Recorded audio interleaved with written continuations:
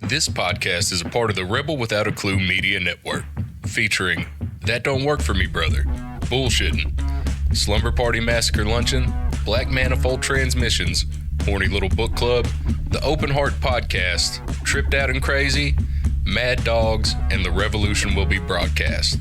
You can find all of our podcasts on Spotify, Apple, and YouTube. Rebel Without a Clue, Strange Minds, Loud Hearts, no apologies.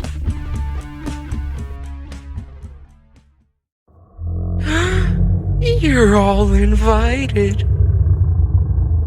to the Slumber Party Massacre Luncheon. We'll tear your soul apart.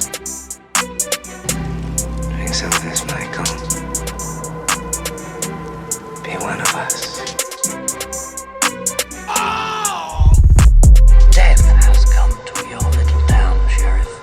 You can either ignore it or you can help me to stop it.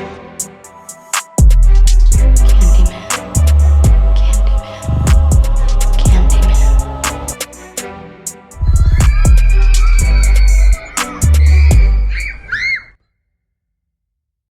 What's up, Ookie Spookies?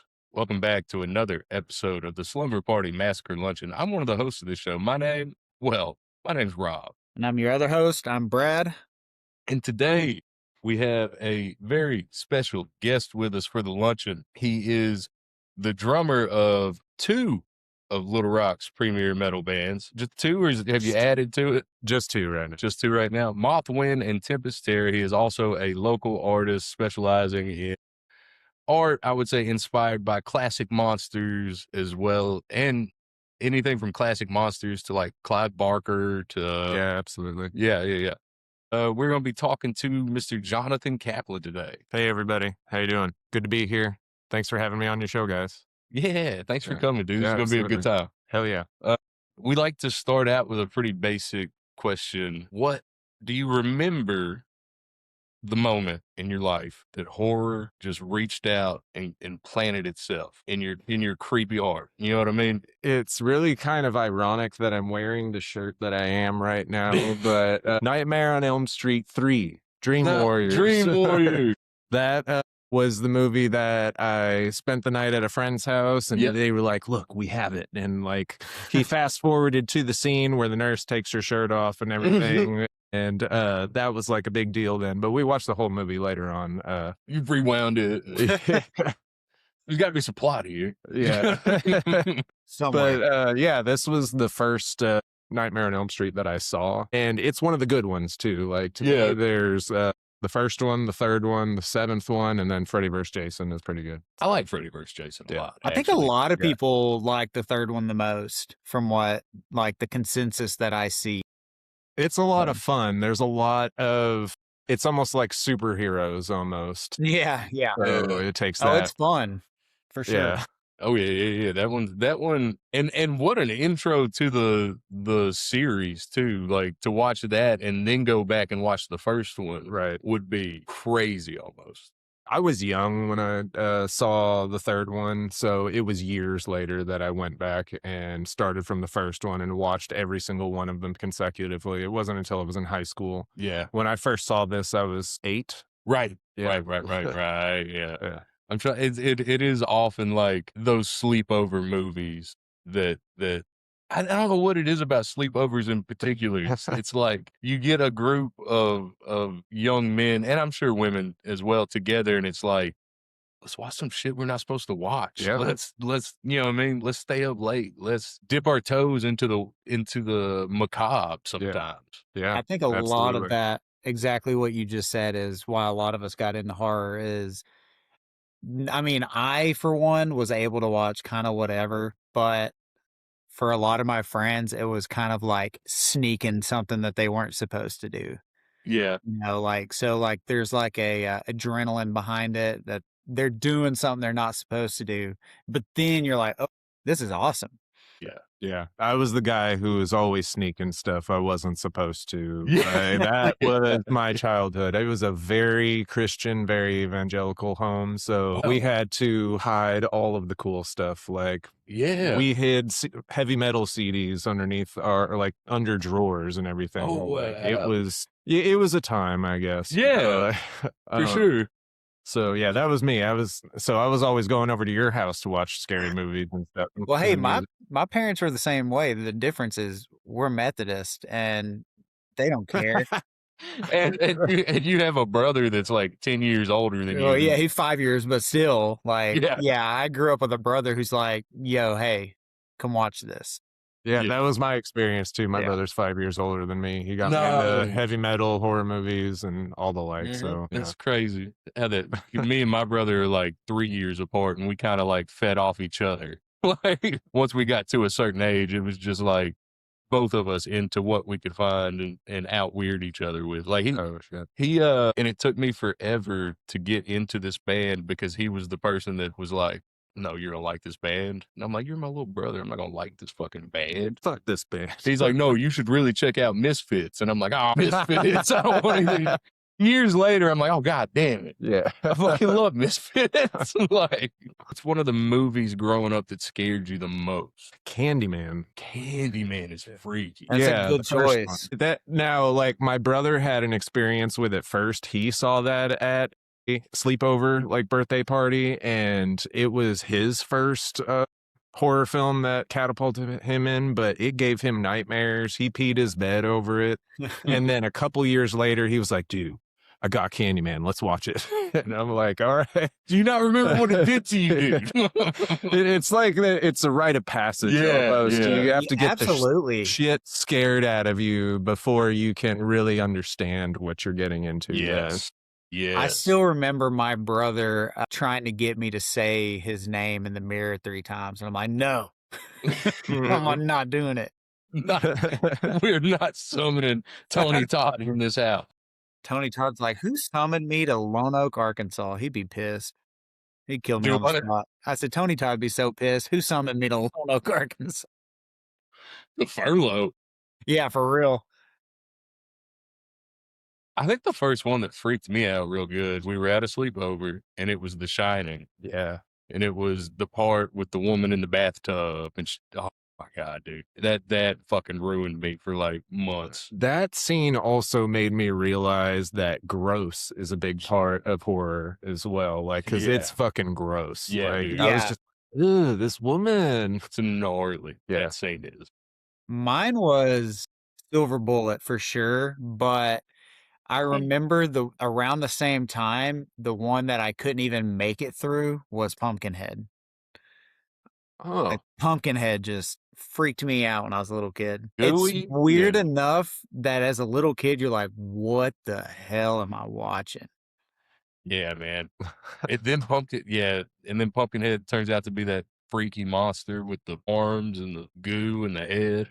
I saw Pumpkinhead when I was in high school, but it was like I wasn't old enough to appreciate all of the like practical effects that it had. Yeah. And I was just like, this 80s movie's fucking stupid. And Right. but exactly. now like 80s and 90s horror is like top for me. We do that. We talk a lot about 80s and 90s horror and then of course just like Robert Eggers and everything. Oh, hell yeah. You know what I mean? Hell yeah. Did you have a favorite monster growing up?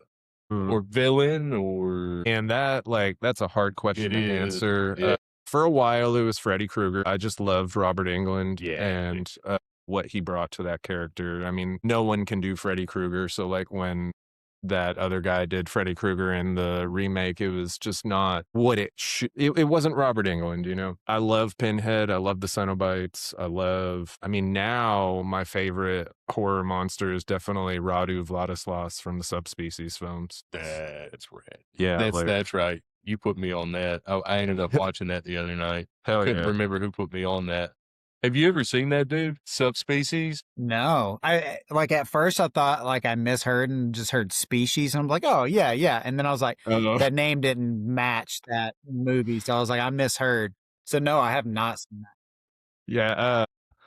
I said Radu Vladislas. That's the name of the character. So Radu, he's just the most evil vampire. It's just like these dark, really, the tone of the Subspecies movies is really great. It's just like, there's this great music and this presence that Radu has where they'll just do shots of him walking across the screen. Oh, It's yeah. just like, ugh, that dude's fucked up, but he's just like an old, sick vampire. It's crazy. Yeah.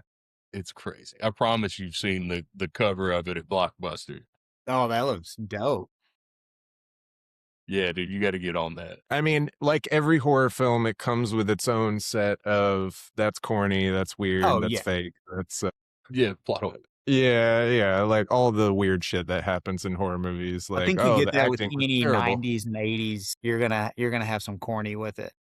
Right. But it's great though. The tone is excellent. Kind of Yeah. like the tone of Hellraiser is Yeah. just so ominous and everything. Like Subspecies has that too. That's what I was thinking. Oh, Ominous it looks is like what- it's got like claymation and stuff in it. There is, and it's kind of silly. That's part of the silliness. There's these little devils that are stop motion animation, and it's like very early computer Uh-huh. into the film. So it's weird, but it's cool. I really enjoy it. I watched it today actually because I was like, I'm gonna get prepped for this podcast. I'm gonna watch my favorite horror movie. Hell yeah, dude. Hell yeah. I'm trying to think right now what my favorite is. Growing up, it was just vampires, everything vampires, dude. Yes. Lost Boys, Yes. Fright Night, Yes. like all of that. If it was a vampire film, I was going to see it. And then came fucking Twilight and Ruined it for years. I like vampire movies for a while. You know? Right. Yeah. Yeah, ruined it for years. Yeah. But right now, the new monster in the Alien movie was sick. Oh yeah. Yeah. In Romulus. Yes. Yeah, that was dude. awesome. Yeah. There was The some show substance. that I went to where the bass player looked just like that monster. She was just a really tall, bald guy with a huge nose. And Andrew from Morbid Visions was pulling up that picture, showing everyone, just like, look, it's him on stage. That's fucking Yes. But yeah, he was a sick monster.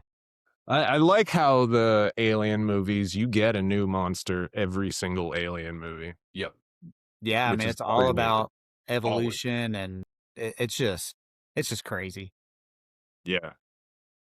Man, the recent, I really love she's not actually a monster, but kind of turns into one. But dude, the end of Substance when she turns, Yeah. Yeah. I watched that recently too. Like me and my girlfriend, she hadn't seen it, I had, and I was like, I need to watch this again, and you haven't seen it, so let's watch it. And like halfway, several times through, she's like, man, this movie is fucked up. yeah, Like, it's so fucked It's up. super fucked up. That was one of my favorite ones recently for sure. But I'm a big body horror guy. Like that's my shit. Cronenberg, like all that shit. Like From Beyond. Yeah. The movie's sick. I like all. Yeah. Have you seen Color Out of Space? No, I haven't been able to find it. You need to check it out. Okay. Oh Check it. gosh, where did I watch it recently? Was it Shudder? Maybe I did a Maybe. free trial at Shudder and watched it. And that was my first experience watching it in the past year, and it's wild. It's It's good, dude. great. Nice. It's good. So when did you start doing? I mean, have you done art since you were a kid, or? Yeah, I always say that became an artist when I was in kindergarten, and like I'm an art teacher. I teach elementary kids. Oh, okay. So they ask me all the time, when did you start doing art? And I was like, when I was in kindergarten, when I was your age, type of thing. Yeah, for sure. So yeah, I definitely realized that I had at least a knack for making art like when I was younger. And, I was the friend who my friends would always ask me, can you draw me this? Can you draw me this? Or me and friends would have drawing competitions and such. That's cool. But I realized today, I remember when I started in the horror art genre, Yes. basically, and that was 8th grade. Like, I fucking loved The Matrix when I was in 8th grade, and it's Yeah. still like, a great movie, like the first one especially. And For sure. there's some horror shit in there that like just gives you the heebie-jeebies. And I Yeah. was like, oh, I can draw stuff like this. Okay. And I remember just drawing a really creepy tree and just like this collage of weird type of stuff, and that kind of just catapulted from there, where I began an art style almost that was more of the horror aspect. Nice, Yeah. dude. So from an early age, getting that signature kind of feel down to your art. Yeah, just like I like to draw weird shit type of thing. Yeah, absolutely. Yeah. Absolutely. What are some of your influences outside of horror? Well, I mean, I know a little bit of art history since I'm an art teacher, For sure. and like, the Greco-Roman era of art history is huge, and it's all very dark as well. Like, I Yeah. mean, there are so many monsters in mythology and so many gods and angels and demons Yeah. and shit like that it's Titans, like we talked about. exactly, yeah. I mean, that's so cool, dude. So like that I mean, I love, like you said, I showed you some drawings the other day and you were like, it looks medieval almost. And like, I love medieval art. I love all that old style of Yes. art and my art doesn't necessarily look like that, but I do draw influence from there a lot because it just has this aura to it, this feeling, that ominous take, that ominous feeling that I really go for that. I'm really drawn to that. It's really like I was really impressed with the sketches you sent me because it conveys that, like, which I think good scary horror art should do, is like I'm looking at something I shouldn't be looking at. You know what I mean? Like it's got that feel to it. Like I have stumbled across something ancient and something like hand drawn, obviously, and like it holds this spooky weight to it, dude. And you're really good at conveying that. Cool. The Thanks. Yeah, it's just like it's like you're looking at something that you shouldn't be looking at. And I think that's part of all horror art, and like reading something you shouldn't be reading as far as like books go. Yeah. Well, that's what I was gonna say. Like, that's why reading horror is probably one of my favorite things to read, is because one, it is the broadest genre if you utilize that and not stick to just like vampires, werewolves, like the certain things. Like, you can make anything scary. Yeah. And I think you can do that with art too. Like you can create anything that someone perceives as horror. Whereas, Absolutely. someone who, I mean, like you could go paint sunset somewhere, but you can make something in that that creates a horrific atmosphere. So I think that's what's so 100%. cool about it. Yeah. I definitely agree with that. Yeah. I guess that's why like I like to, study just like real simple portrait artists, or like what's that word? Like your Victorian era artists, like John Singer Sargent, who is like an impressionist basically, but like he would just use very bold strokes and then achieve this high realism somehow with these very quick strokes. And it's like, how is he doing this type of thing? But like, and it can be utilized in every fashion. It can be made into horror, something horrific, something cool. Like, so I do draw influences from different styles like that, for sure.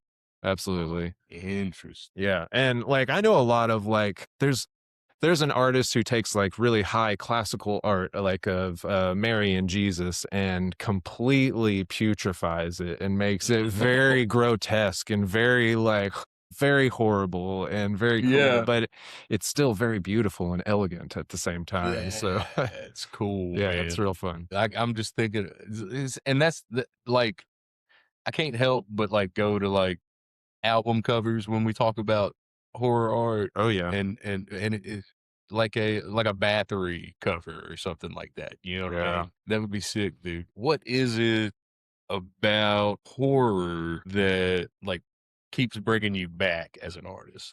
I'm going to bounce off what Brad said, because it's the fact that it is the broadest genre that there is. Like, we were talking about like there's issues with every horror movie, like this is corny for this reason or that reason, but you don't see these stories anywhere else, or stories like these anywhere else, or they don't bring, or like nothing brings these feelings to you like a horror film does. And like when you watch a movie now, a lot of times it's like, have I seen this before? Even though I've never seen it before, have I seen this idea before, done a million times? And Brad, you're saying that if you do it correctly, then you have a whole wide range to grab from. So yeah, like horror is extremely diverse. So it's really neat that you can explore all the holes and it still be scary or it still be creepy or gross. Or, provocative in some way. Right. Also, when I was Yeah. in college, I was, really trying to be a horror artist, but God bless my so I went to fucking Harding University, and so So did my wife. when you're at a Christian university, they don't like horror stuff. They don't Yeah. like monsters. They don't like demons. They don't like my art professors were just like, "There's something wrong with your brain," and I fed off that and was like, "Yeah, I like that. Of course there is, but it's Right. Yeah. I'm not." not. I didn't realize like the oppression that was happening or at that point, but it. Yeah. So yeah, I went there I don't remember my point, but yeah. Yeah.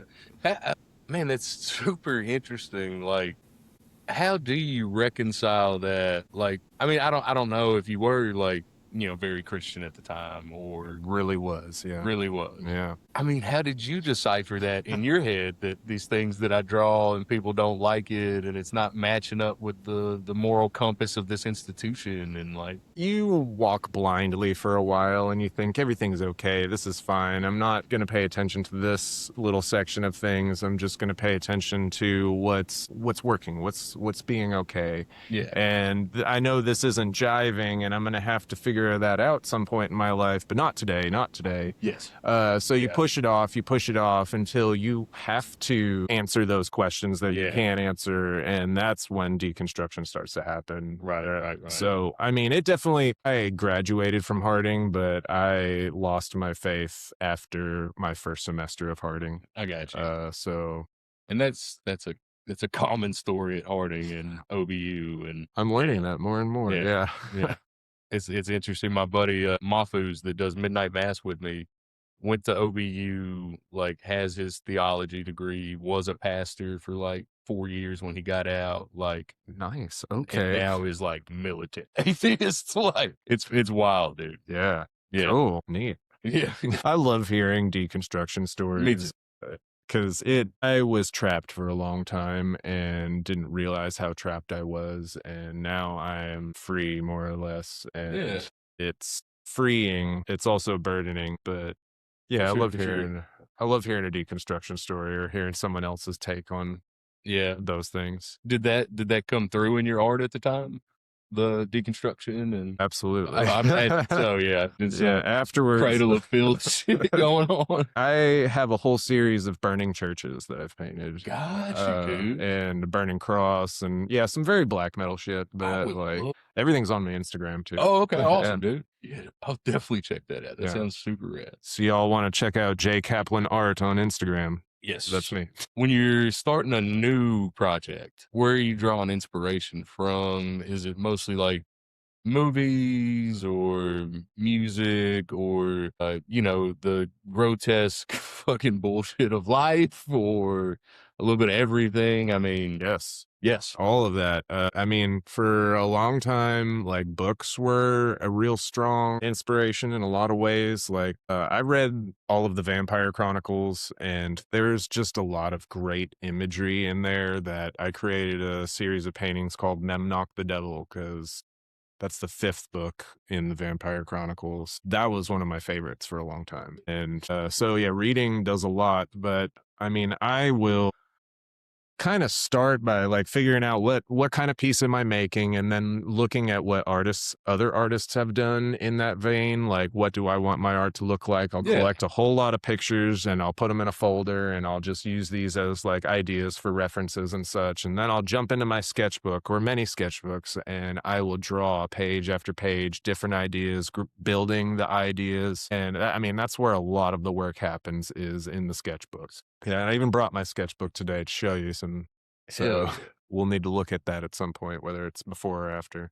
Absolutely, dude. Thanks. And I was gonna ask you. Oh, yeah. When you're setting up a drawing, like what are you looking for? Like, what do you think makes something look scary? That's a good question. That's a really good question. I guess something that I do a lot is the eyes are very important. Yeah. And I do a lot of like either like horror portraits or if I'm drawing like a demon or skulls or a reaper or whatever it is, I love you got to put the eyes have to have that ominous feel or an angry feel. Or sometimes though, when I draw like an angry demon, it looks hokey, like it's laughing or and it's silly, and that's cool sometimes, but it doesn't have that subtle, bleak, this is scary without being loud. Like, that quiet, scary. Like, I like a real quiet, scary feeling. That's what I look for, but that's not always what comes out. A lot of times what I envision is not what the end product is, which is why I go through sketch after sketch after sketch, and I'll see like what is jiving along the way and pick out the best parts and, really build off of each step. Right. So yeah, building off of each step is such a huge, important part of the process. Like, cause you don't get ideas when you're not working. You get ideas while you're working. When you're in the midst of it, like that's when the creative juices are flowing. You're in the zone, you're locked in, and it's like, oh, I'm going to try this. And you're more willing to take risks and do something that you wouldn't normally. And you're already in the process. Yeah. That's cool, man. That's cool. Is that a lot like your music process? A sketchbook of drum. Yeah. I play guitar too. Not like I'm not a guitar player though. Like I decided to pick up the guitar, so I figured that would make me better at drums if I did that. Yeah. And that's more or less not true. But yeah, when I would write stuff on the guitar, it is like sketching in a sketchbook a lot. Yeah. And you keep good ideas and you build off of those, and then something else happens and you're like, oh, that was cool. That was a nice happy accident, to quote Bob Ross, like, so Bob Ross is another big influence in my artistic thing, not to bounce back to that, but I think Bob Ross is an inspiration for all of us, really. Right. Absolutely. Yeah. Forgot we were recording. I have to edit out that part where I shit talk my job. Yeah. Some of the best love my songs job. about shit talking your job. Yeah. Dude, have you heard that band Riot Dogs, the local band, the punk band? I have not heard them, but I know Jet, who's in the band. Yeah, Jet is in every book. Yeah, he is. But they have this song just about, I think it's called "Stay Home, Make Art." Oh, It's cool. just that I'm calling in sick and I'm making art today. And like, Hell yeah, it's very rad, man. nice. Shug, I forgot I was gonna text you earlier. Just speaking of metal bands, I'm pretty sure Zayo is dropping an EP at midnight tonight. No shit. Mm-hmm. So Cool. Right on, dude. look out for that. I'm not familiar with them. What style of metal are Zayo, they're like, Like metalcore meets black metal.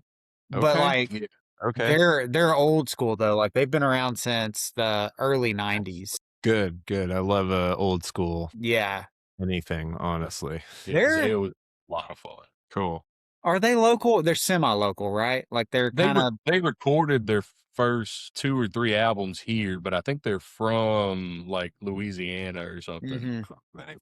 Never know in Arkansas, man. I could be totally wrong, but they are very cool. Me and Brad lived together for like 5 years, Okay. and it would just be us out on the porch at like 6 a.m. drinking coffee, showing each other what bands we found the day before. Oh, shit. Yeah. That's fun. Yeah, dude. It And was a so great now time. I still text them random new bands that I stumble across. So Yeah, still trading bands. yeah, where do we leave off? Now I'm blanking. do what? So yeah, where do we leave off? Now I'm blanking. Then we can edit all the in between out. Let's jump in with just what's your favorite genre of horror movie? I love all genres and I hate all genres. So it's That's fair. That's a horror fan. but it's really just like there's great movies of every genre, even Yeah. outside of horror. There's great movies of every genre, Yeah. and there's terrible movies of every genre. I think the best movies in the world are horror movies, and I think the worst movies in the world are horror movies. Mm-hmm.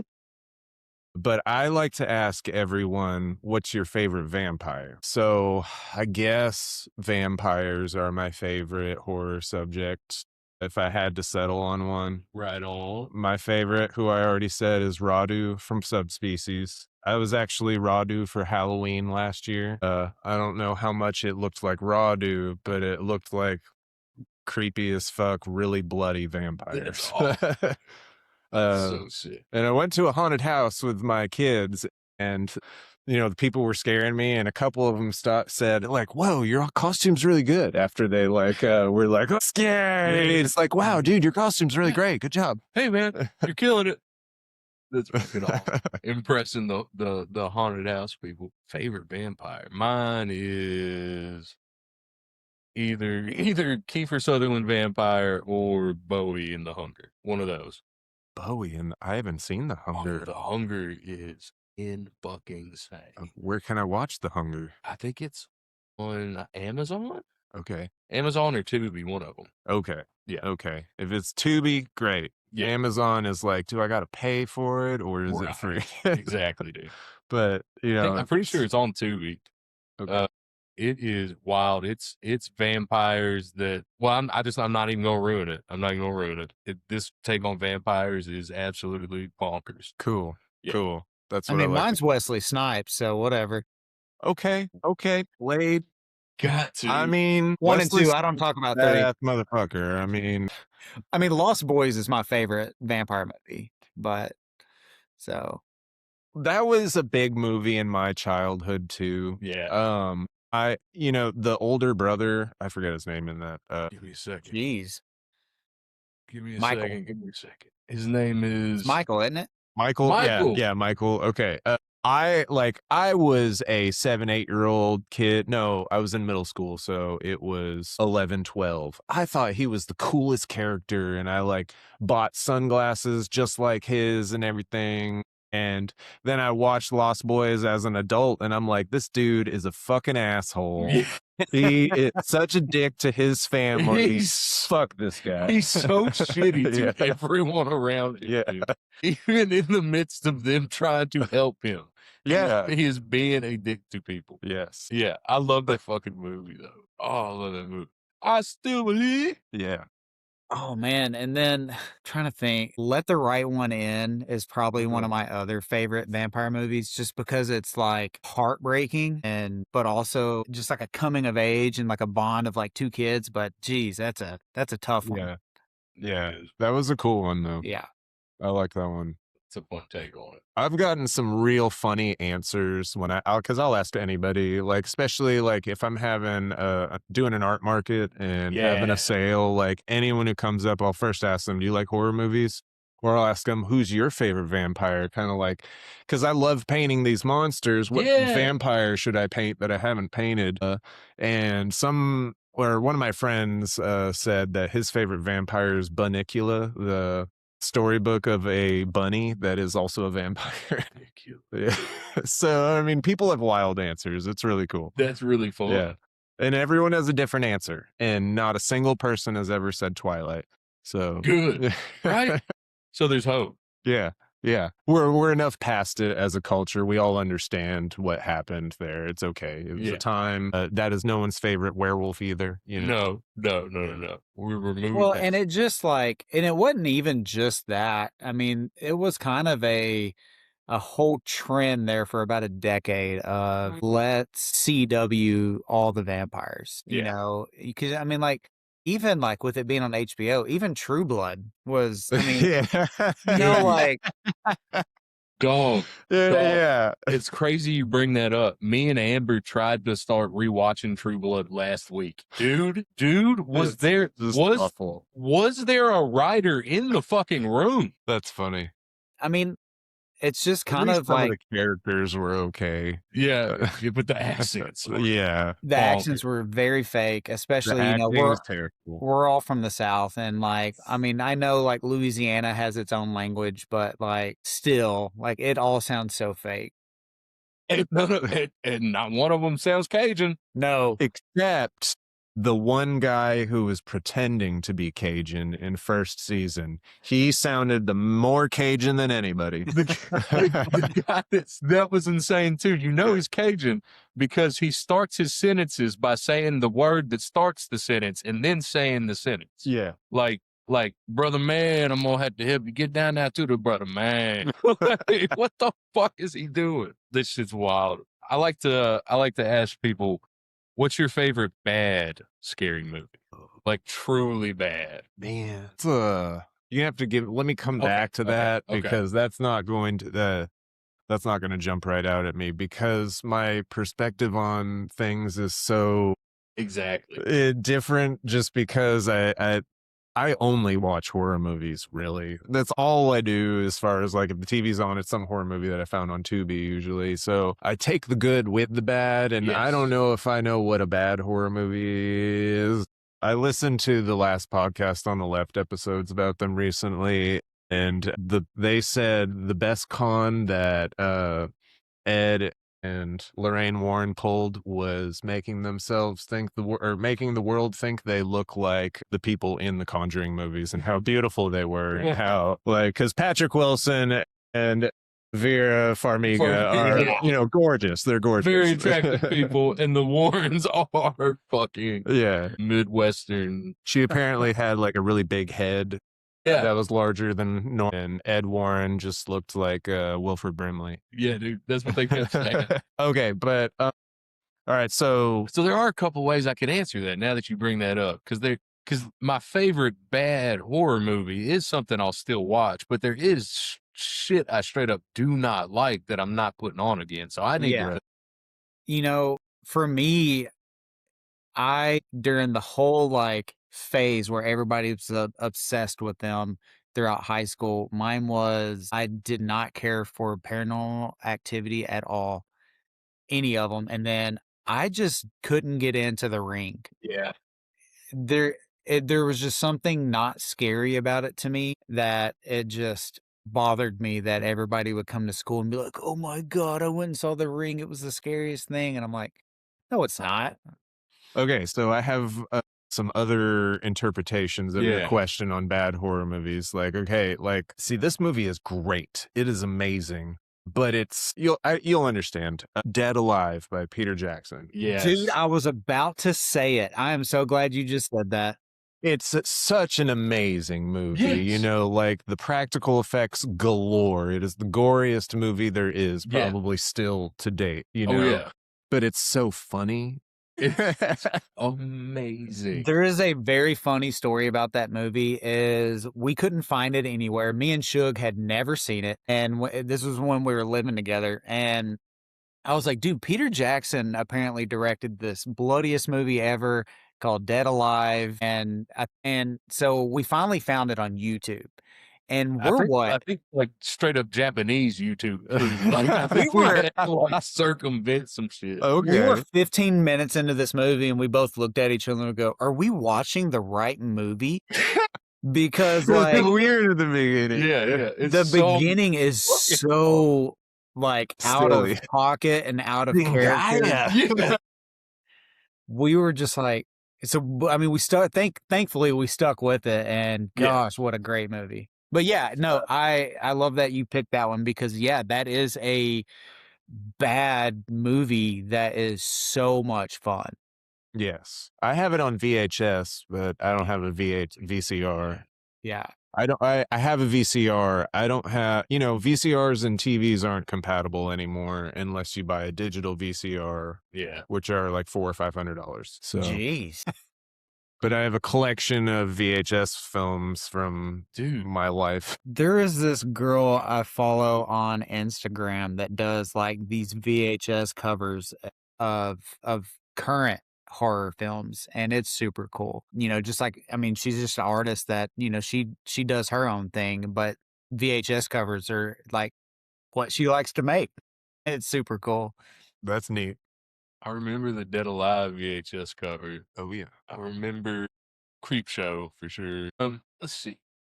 Cat's I guess we Eye. kinda That was covered that. Ooh, do you think when you're doing a new piece, like, is it harder to draw, like, or to paint or to make, like, a classic Dracula or to, like, invent your own spin on Dracula? That is a good question because I kind of do both of those. Yeah. I have painted lots of vampires. I've painted Dracula in a couple different ways, both Right. Bela Lugosi and Gary Oldman. But I do have my own vampires that I've painted, and it's kind of two very separate series that I do, and it's two completely different processes even because like when I do horror portraits, Yeah. I don't pre-sketch at all. I get my image, I get my canvas pad, and I just paint. No pencil, nothing, just paint straight away. Okay. And if I'm creating my own, like doing t-shirt designs with you, I am sketching a whole lot and I'm figuring out my composition and how I want my characters or subjects to look, and just keep building off of that. Yeah. And making that, fine-tuning that to make that more cohesive and using all the components and such. So it's harder to do that. It is harder to create my own. That's what I'm saying. I guess it is a much longer process. sounds- Yeah. Painting by observation is a whole different skill set than designing and Really illustrating. like that, but that's for sure. Yeah. For sure. Yeah. Because instead of like, I can see and I can copy what I see, and I've been trained to see and find all the different nuances and different lights and shadows and everything. But creating my own world or creating my own person or creating my own creature or character is something completely different.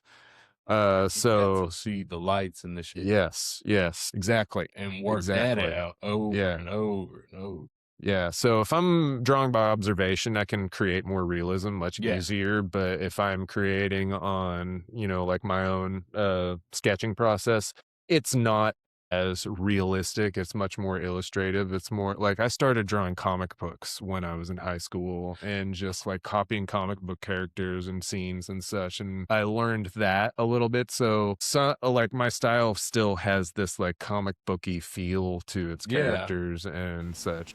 It's cool. I was gonna ask if you dabbled in comics at all. Yes, not heavily, but some here and there. I got into graphic novels for a little bit. Spawn is definitely my favorite that I got into as far as the story's fucking great. And like the cartoon miniseries that they made from it was fucking cool too. I have that on DVD, which is Heavy exciting. horror, like lots of horror and Spawn.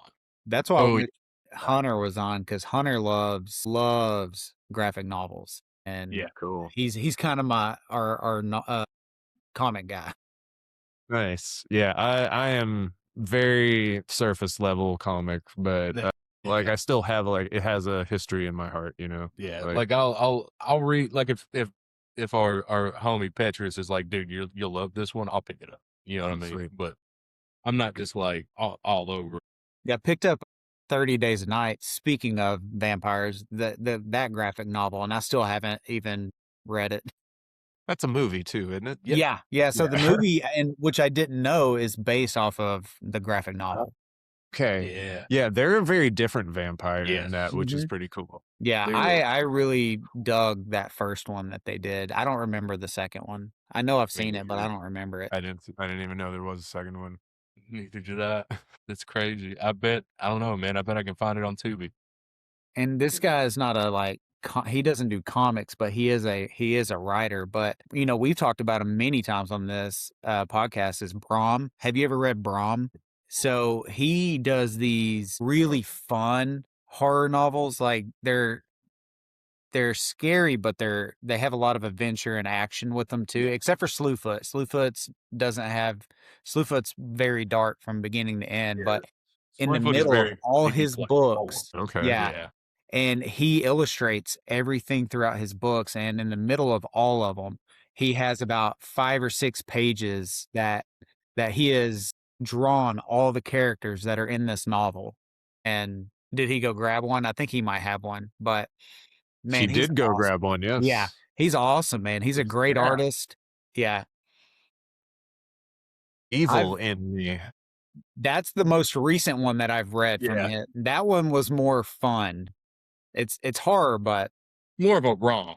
This is what I'm getting. Like it's gosh, I'm trying to think of. And then there should be drawings throughout that he does too. It's like fighting demons with music. That one is. Yeah. There's very specific style here. That's cool. Yeah, I dig him a lot. I have just about finished his catalog. I think I got 2 more books of his to read. Okay. Neat. Slewfoot is Thank you. probably my favorite. Yeah, cool. Yeah. Soon as I finish it, Okay, bet. man, I've been wanting to read more again because it's been a while. Mhm. So hate it when you go through those things and it's you just realize you need something else in your life. So Yeah, for sure. yeah, reading's fun. It just makes me sleepy. So Hey, I read at night. That's how I go to sleep. yeah, I mean, I Yeah. read a that's a lot. great habit. I put my phone up and I read at night, and I'll get normally 2 chapters, and then I'm like, "All right, I'm pretty tired." I fall asleep while I'm reading. Just Dude, I I'll can. start reading the same sentence 3 times. It's bad. What would be your dream project? I mean, I guess just like what my main goal is right now is doing album artwork for bands Hell yeah. and, just having, a lot of bands that are Yeah. interested in my style or interested in my like work or even, like, holy shit, this painting that you did is amazing. We want to use that for a album in whatever way. So, that's just like, that's where I'm at right now. I mean, I'd like to do some muraling around, I guess. Yeah, man. I've done murals at the school that I work at, so I'm Yeah. experienced in it. I mean, I've been an art teacher for 16 years, so like I've done several murals throughout my years, really. But schools exploit me in that way, but that's okay. Yeah. I allow them to do that. That's okay. I hear work for you. I'm a teacher too, so You're a teacher too? yeah. What do So you teach? so I'm PE health, but I work as a, behavior interventionist now, so Okay. that's my focus. Okay. So, Good for you. yeah, Good for you. I teach up in Springfield, Missouri, so Okay. That's a different conversation for a different day, I yeah, suppose. for sure. Yeah. Education. Yeah. The horrors. We could talk about the horrors. Yeah, absolutely. Yeah. Absolutely. Yeah. But at Birdie's, they're doing a Yeah. mural contest, and I don't know if any other artists have entered into it. But I did enter a design Awesome. into that, and I got to tell you, it is a wall to design something on because it's very narrow and very Yeah. long. It's like a very, I don't know. It's like it's not even 4 feet tall. Is it not? No, but it's almost 20 feet long. See, I was gonna get okay, because you got to my next question. My next question was gonna be, are you doing the mural over there? I have no idea. Man, that's your wall, man. Man, I love some murals. Yeah. Dude. I Go don't know if ahead. you remember this project. Back in the day, me and Shug used to work at a printing company downtown Little Rock. And there was this cool project that I did. I used to do vinyl wrapping, and there was a art contest that they did somewhere in Little Rock. And they chose these different arts that people have done. And what I did was what the city had me do is I would print off a door-sized version of their art, and I would go down back alleys in downtown Little Rock that kind of didn't look great, and I'd wrap the door with their art and make these murals, and it was so sweet. But Cool. obviously I wasn't the artist. I just wrapped it, but it was super cool to do. Yeah. You were still part of the process of Yeah, getting it out there for it to be seen. But it was That's good. cool. Like you would walk down these alleys, and all these doors are wrapped with local artists' art, and it was super cool. Well, have you worked with Yes, I did. So it's an interesting story, I guess. Good. There used to be a band around here called Arterial Sky, and it was Drew Scarda from Samokum. right on? And another guy, Mark Johnson, who I went to college with. And so, like, Mothwind played a show with them, which was pretty cool. They were different. It was like kind of like Rage Against the Machine, but a little heavier and more diverse, different things. But real experimental. They were pretty cool. They asked me to do an artwork for them, and did the whole process. Like I got inspiration. I did hundreds of sketches, but lots of sketches. I Yeah, did a yeah. lot of full-size charcoal pieces about it. And then I did a big painting, and they fucking loved it, and it was great and grand. And then a month later, Drew and Mark had a falling out, and the band broke up, and they No. never used it. That sucks. Yeah. I mean, they got the artwork from me. I got paid. That's fine. You But got paid and they loved it. I mean, at least that's good. it's a badass painting too. And like I gave them the painting as well. It's like, so That's fucking awesome. what I did was like it was a really old design that I started doing in college for some reason, but it was basically these skulls that have serpent bodies. So it's just like a snake with a skull head. And then it's this conglomerate of 3 of them. And they wanted the idea of 3 to be involved in the design. And they didn't care what I did with that. They just said 3. And I was like, okay, 3 skull serpents. Like it honestly was really satisfying in a lot of ways because I was able to make a piece using this creature that I designed and that I created a long time ago. And it was like I'm proud of this piece. It's a great painting. Like, I love it. Yeah. So that's very dope. Dream artist to do an album cover for. Man, dream. Yeah.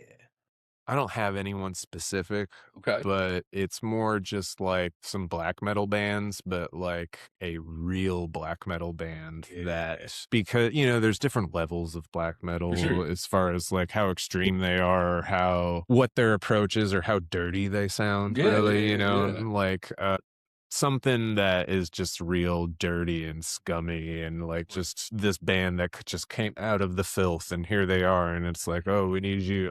Okay, there's a band here in Arkansas called I the Killer.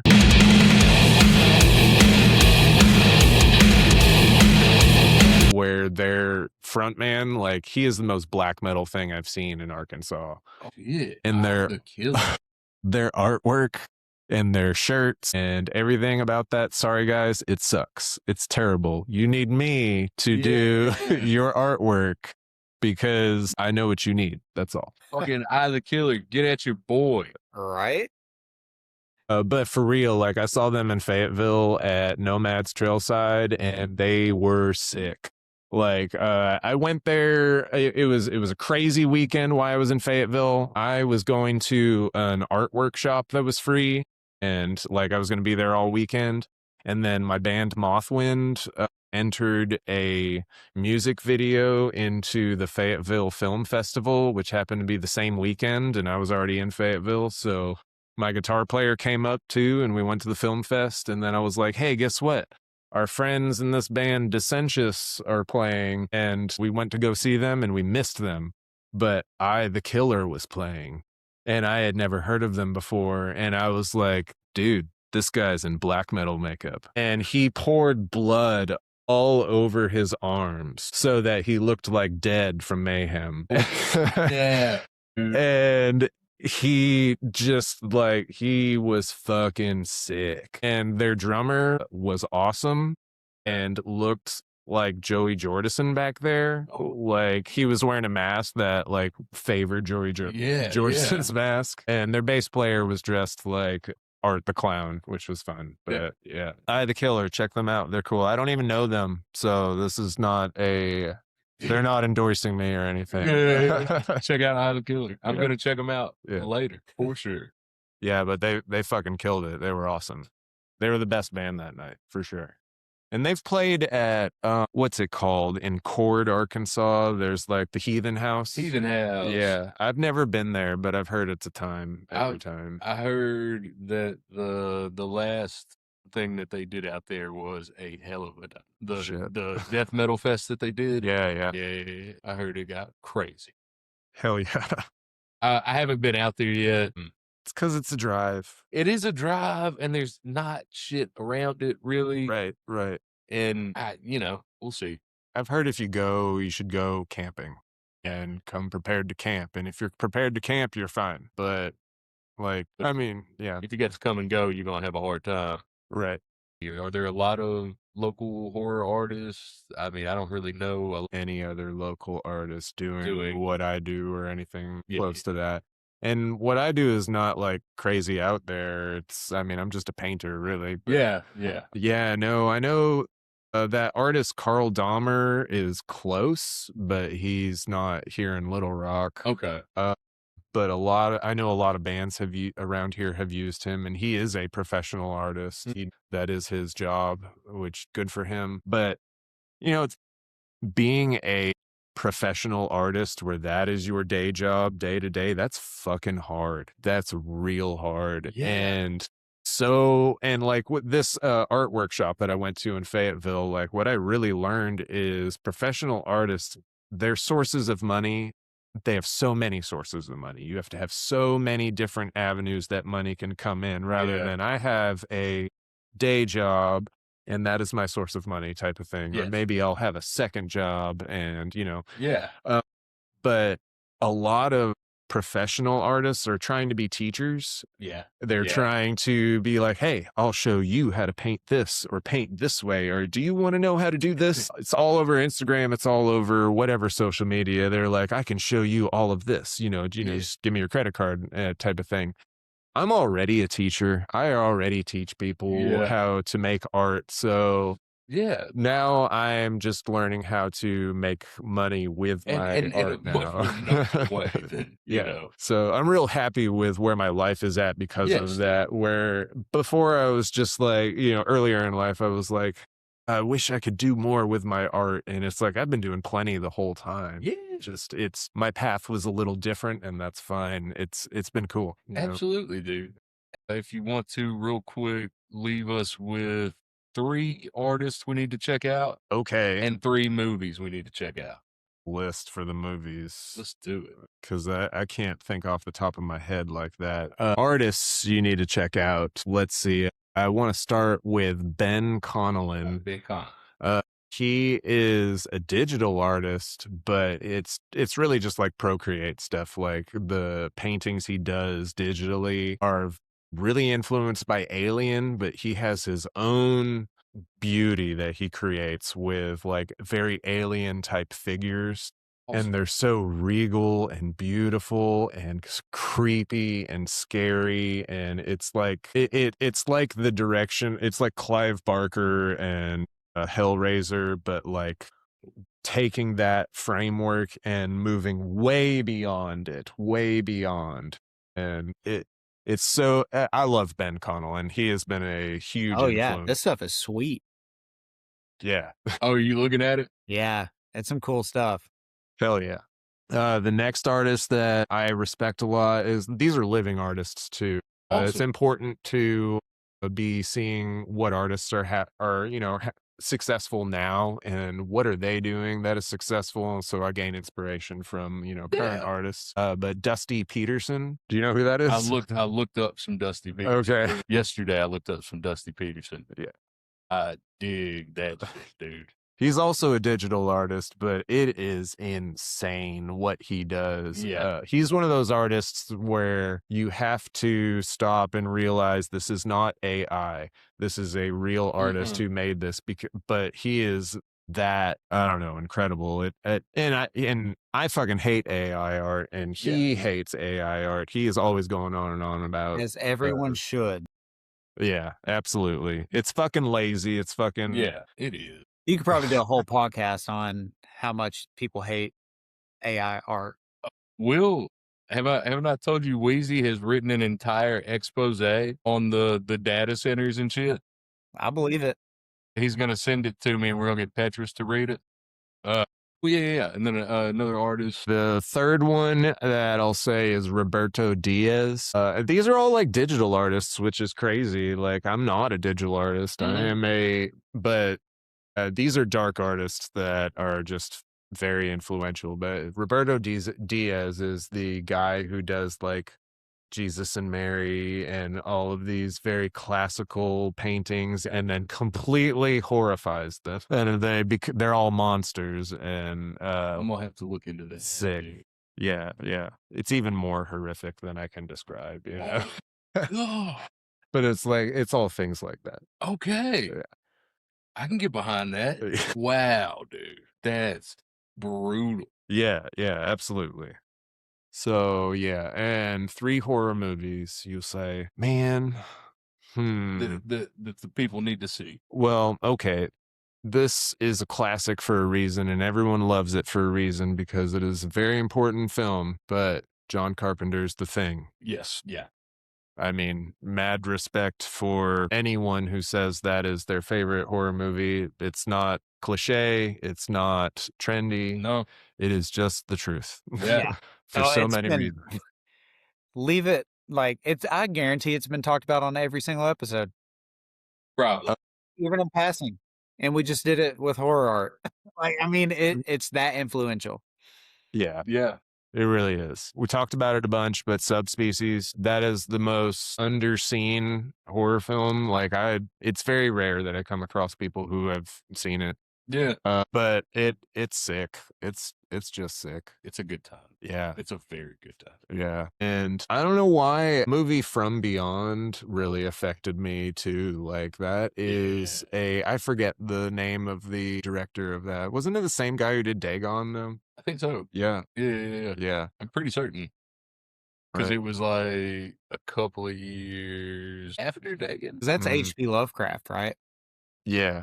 Like what it's based on. Yeah. I don't know if From Beyond is. It's the same guy that did Reanimator, isn't it? Yes, it is. It is. And Jeffrey Combs is gold in everything he's in. Yes. It's a good. Or choice. at least a good time, you know. Yeah. Check those out. Yeah. So that was 3. 3 and 3. Hell yeah, y'all. Good to go. Those are good choices too. And then where can the people find you? Any upcoming projects? Any stuff on the horizon? Stuff on the horizon. My band Tempus Terra is playing on July 11th in Hot Springs at Star Bar. Nice. We're playing July 12th at Birdie's Cabaret Theater and Lounge for Amberfest with 3 other bands. I'll be there for that. Hell yeah. And we'll see if I do the mural at Birdie's or not. The design I have, I'm proud of that design. I stand by that design, but I have no idea if any other artists entered or not. We'll see or whatnot. Just see what happens. Yeah. You can find me on Instagram at jkaplanart and to be coming soon, jkaplanart.com. Awesome. Nice. You gonna? Yeah. So are you gonna sell stuff on the website or? Yeah, probably. That's cool. That's cool. Yeah. The plan has not been fully hashed out. It's very half-baked at this point, but I own the domain. That's about it. God, That's cool though. Yeah. That is. All right. Well, thank you for coming on. We Hell really yeah. enjoyed it, man. I enjoyed it too. Thank you We'll guys. have to have you back on.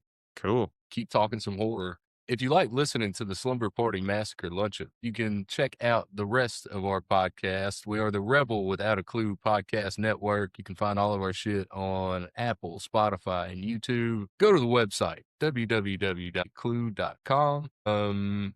If you need to get in touch with us at the Slumber Party Massacre Luncheon with ideas on stuff to talk about, movies we should see, books we should read, you can get at us at slumberpartymassacre@gmail.com. That's brand new. And get on Facebook. Follow the Midnight Mass with Reverend Bright and Brother Herman Innards for live show updates. We got a show 717 at Birdie's doing the movie Piranha.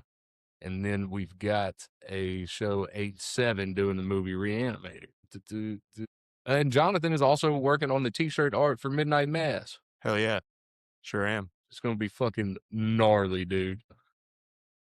Also, while you're on Facebook, go ahead and follow Suplex Cinema. It's a happy hour show we do at Pizza D Action on Tuesdays. That's going to be every other Tuesday. Our next one is July 8th or some shit. July 7th is going to be the next one. It's going to be Dust to Dust, the Rhodes Family. And as always, until next week, be sure to look over your shoulder for your boss and check under the bed for the monster. Luncheon is fucking done. Luncheon is done. Heck yeah, dude. Dude, I can't keep up with how much you got going on. Me neither. I got tired here. I got